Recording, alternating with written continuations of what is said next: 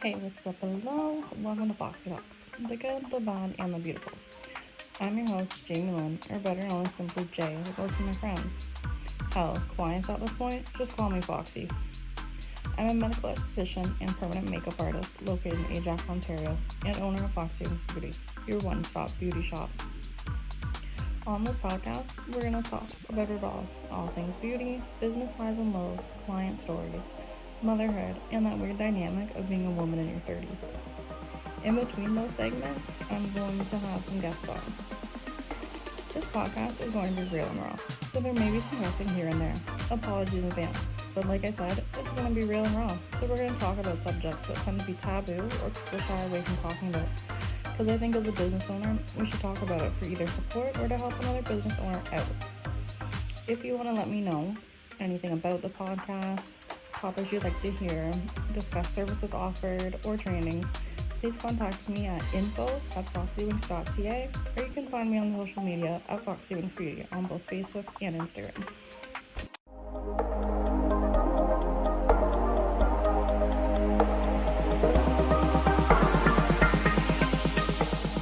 What's up? Hello, happy December. Crazy to think we're already here at the very end of the year. How's your holidays starting? Are you done Christmas shopping? Are you just starting? Are you one of those last minute shoppers at Christmas Eve in Walmart? This week, we're going to jump into something that I love talking about, and that's being an aging Gen Z or aging as a millennial, or just being in my 30s. So I want to know, do you have the outlook of being appreciative of aging? Are you on this new trend of, oh my god, I'm almost 30 or 40? And when I say trend, it's only because more and more I'm hearing women be unhappy about getting older. And by no means am I anyone to talk or judge, as I turned 30 this year, and that was completely fine with me. I was excited to start a fresh new decade, but now I'm a few months shy of turning 31, and it's just not sitting right with me. I'd love to know your thoughts on aging, though. You can always reach me at info@foxywings.ca. So, what is it about society treating women as disposable after 21? This isn't just coming from the typical news or videos online. It's something I've seen and personally experienced in day-to-day life. Some of my younger clients, God, I feel old even just saying that, but my clients around 21 will say something about, I don't know, getting their nails done and how they're trying out a thicker French tip. And I'll reply with, yeah, that was big a few years ago. And they hit me with the, yeah, 90s stuff is really making a comeback. They're not wrong. It is making a comeback. I'm totally a 90s girl, and my style lately is very 90s. Very 90s dad, I should clarify. But like, girl, I wasn't getting French tips at 5 years old in the 90s. Cue me just turning gray. Like, come on. But the best one I've gotten is a client who's a regular, and she's about 25. So sweet, wishing me a happy birthday, which was followed by giving me a list of supplements that her mom takes and her Botox injectors info, so I can, quote, stay fresh and young for my husband. I would love to say that she did this in a playful, joking manner, but it definitely was not. We do need to think back, though, in this day and age, that we have so many more job opportunities, more freedom to do things than ever before as women, and stop putting ourselves down simply because we're aging and society feels that we're just getting older, so we're useless and need to be put to the side and continue letting just younger generations come before us. But let's also back up a bit and talk about how full face makeup seems to be starting at a much younger age. And it's not hate, it's just an absolute observation. I just think it's amazing, the full-blown contouring and needing name brand products. Like, I know when I was 12, 13, I was huge into makeup. My mom let me wear it at 13 officially because, yeah, I was definitely that kid that would be sneaky and put it on at school or when my grandmother babysat us. But contouring, that, definitely not a thing. I was looking more like a clown without blending my neck. Those videos you see on TikTok a lot where their neck's orange and everything, and that was definitely me. But the one thing that I do find funny, okay, maybe not funny, but maybe a little jealous, is that I find it interesting to see all these TikToks of 12, 13-year-olds loading up bags in Sephora or Ulta. Like, damn, I've always been big into makeup, but I was wearing the cheap hard candy brand that reeked of plastic, would break you out, or just smudge and was like that sticky, glittery, gross stuff. There's no way my mom was giving me money for high-end stuff at that age. But I completely get the freedom that these girls have. Hell, my own 6-year-old has had her bangs and little peekaboos at the side of her head every fashion color already, because I figure it's just hair. It's not hurting anybody. And I'm truthfully praying she's not quite as rebellious as a teenager, because mom lets her do these things. And I don't want to toot my own horn, but I have an extremely close relationship with my kids because they get a little bit more freedom and just we're extremely open with each other. Which has been both good and bad. My son tells me way more than I need to know, and some of my daughter's friends' moms will come to me to ask what's happening because my daughter tells me all the gossip, which is funny because, again, they're only in grade 1. But what I guess I'm trying to say is, it seems like once we hit 25, 30, that's when we're trying to do the things to keep our skin smooth and youthful looking. But as a teenager, it's like psychologically, we're always trying to be older. And I think the change in mentality is kind of cool. But then there's the whole topic on filters. Younger girls, as I said, are acting or dressing older. And those of us in our 30s are trying to stay youthful. But we all apply filters to change our looks. And I don't shy away from the fact that 9 out of 10 times I use a filter that smooths my skin and pulls my eyes up slightly. But what about all these people doing plastic surgery now to look like the damn filter? Like, where's beauty going? At this point, we're all gonna look the exact same, which adds to body dysmorphia, but that's a completely different topic. I think the best thing to start with for young girls is a skincare routine. It's gonna help long run. My daughter, for example, unfortunately, has very sensitive acne-prone skin. This is something that runs on her dad's side of the family, and she, of course, can't go on medication for it yet, as again, she's only 6. And she's had this condition since she was a baby, and dermatologists just recommend creams and whatnot, but they don't help too much. And I am starting to notice the cold really affects her and gives her these bumps on her skin. But her skincare routine thus far is really helping her, and long run, she's going to keep up with doing the steps that I've kind of instilled in her. She's already learning, like, okay, if it's really cold out, my skin gets dry and sometimes cracks. So she's really good for moisturizing to prevent that from happening. And again, long term, this is going to help her with fine lines and wrinkles as she gets older early on. But let's go back to us ladies in our 30s and starting to age and talk about the anti-aging aspects. Specifically, why so many women, myself included, get Botox and lip filler to be preventative or to make us look younger. Now, I can confidently say I never went overboard with my Botox. I could still move my face, etc. My sister-in-law, for example, was really against people that get Botox, not knowing I had my full face done. So when I told her, she was completely shocked and genuinely was saying, like, oh, you can move your face and stuff. Like, I can't tell, your face just looks nice and smooth. And that was the whole point of me getting it. I didn't want it frozen. I personally mostly got Botox to smooth out my crow's feet, which is my biggest insecurity and still continues to be to this day.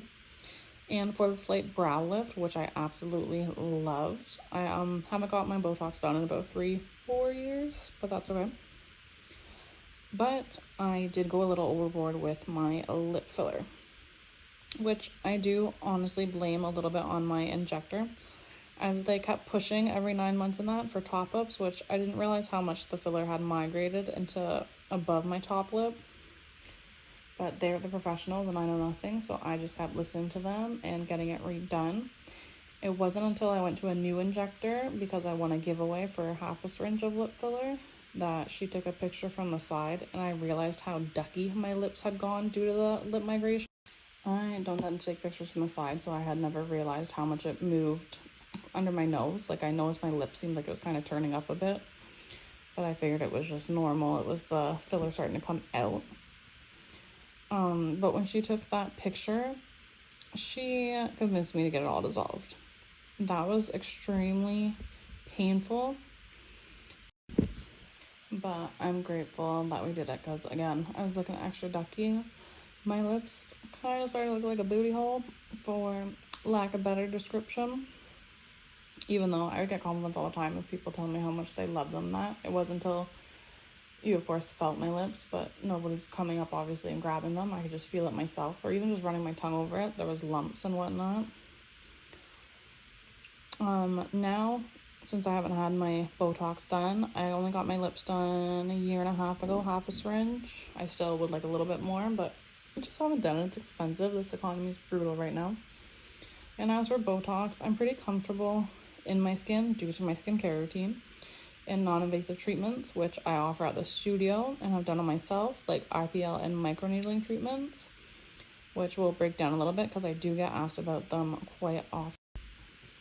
So let's talk about those because they're cheaper than Botox and your filler and whatnot. They're not going to migrate or hurt your skin or make you look frozen and fake. So the first one I want to get into is IPL. And microneedling I might jump into more later on. But they're great for being non-invasive or minimally invasive, and they keep your skin youthful.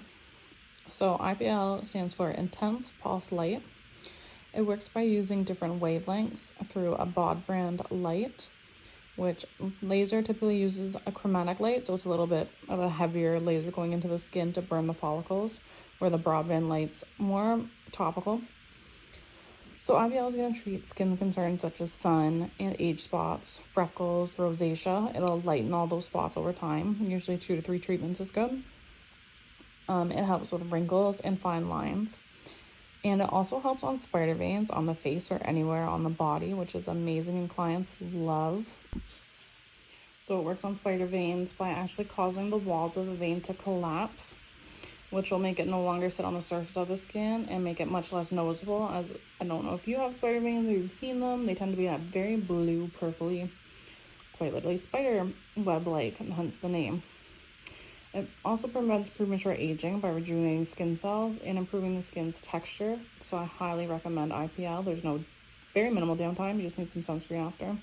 Might be a little flaky, but it's completely painless and it's super quick appointments. Microneedling, not quite as scary as it sounds, I promise. It's a minimally invasive service that creates a trauma response in the skin through controlled injuries, which sounds terrifying, right? But no, we're creating micro injuries, which will stimulate the skin's natural healing process. In turn, this is going to cause something called dermal remodeling, which is causing the skin to produce more collagen and elastin, resulting in a better appearance to the skin. So again, better skin texture, more cell turnover. Microneedling is going to treat a variety of skin conditions as well. So it'll treat things like acne and surgical scars. I've done it on my C-section scar and it has worked great. My scar is extremely light and barely noticeable. Not that I show my tummy off, honestly. Helps with stretch marks, wrinkles. If you have enlarged pores, it helps to reduce them because the serums are getting injected in the skin with the micropunctures. It helps with uneven skin tone and a lot of other things. We do use numbing, so it's a more comfortable experience, especially because we're using the needles and that usually gets everybody. Downtime is minimal, but the glow and the results are amazing. When it comes to the downtime, most of my clients will say their skin feels kind of tight, burny, much like a sunburn, but it only lasts about a day or two. For me, personally, when I do the microneedling on myself and my clients, we always finish our service off with a nice cooling, hydrating mask just to kind of calm the skin down, make it a little less angry. And then going back to like the plastic surgery and people wanting to look like the filters and whatnot, I don't think people are intentionally trying to look like one another, but with all these treatments and in fashion, it's like, oh, she looks good, I want to get that done too. So then we end up having just like that similar look. But if we think about supermodels and people who are different, it's their differences that make them beautiful, hell, even successful if you want to. Look at Brooke Shields with bigger, gorgeous brows, or Georgia May Jagger, who has the tooth gap but built a huge modeling career, embraced not being a stereotype, and I really think that's what's helped excel her career as well. If you've met me, and I mean like in the summertime and whatnot, I have a tattoo sleeve and it's strictly a Tim Burton sleeve, so it's all characters from his movies. But that's because his whole take, especially a quote from Edward Scissorhands, dare to be different. And I absolutely love that and live by that more than anything. Because why do we all have to be the same? Who the hell cares? Just live in your damn bubble. So when it comes to aging, dare to be different and enjoy the process or get the procedures done. Whatever's going to make you more comfortable in your own skin.